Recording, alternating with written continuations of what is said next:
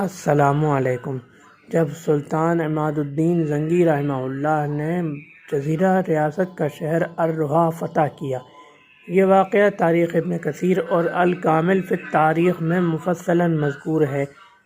سن 1144 عیسوی میں سلطان عماد الدین زنگی رحمہ اللہ نے، جو شام و مصر کے درمیان ایک وسیع سلطنت کے حکمران تھے، انہوں نے جزیرہ ریاست جو آج کل عراق، شام، ترکی کے مابین تقسیم ہے، اس کے ایک اہم شہر الروحہ، جو آج کل موجودہ ترکی کے شانلی عرفہ شہر کو کہا جاتا ہے، آج کل اس کا نام شانلی عرفہ ہے، اس شہر پر حملہ کیا اور کئی منظم حملوں کے بعد بالآخر شہر الروحہ فتح ہو گیا۔ یہ شہر چونکہ صلیبی تحریک کے علمبرداروں کے قبضے میں تھا، صلیبی لشکر کے قبضے میں تھا، اور صلیبی لشکر نے اپنے آپ کو ناقابل تسخیر مشہور کیا ہوا تھا۔ انہوں نے مشہور کیا ہوا تھا کہ ہمیں کوئی شکست نہیں دے سکتا۔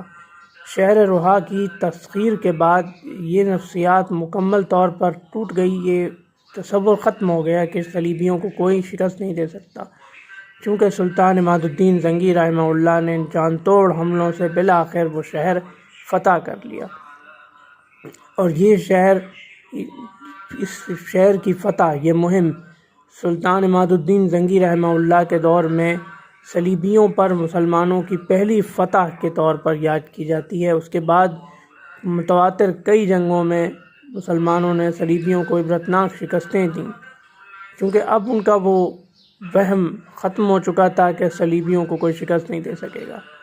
تو یہ تھا سلطان عماد الدین زنگی رحمہ اللہ کے ہاتھوں جزیرہ ریاست اور صلیبی حکومت کے ایک اہم شہر الروحہ کی فتح کا واقعہ۔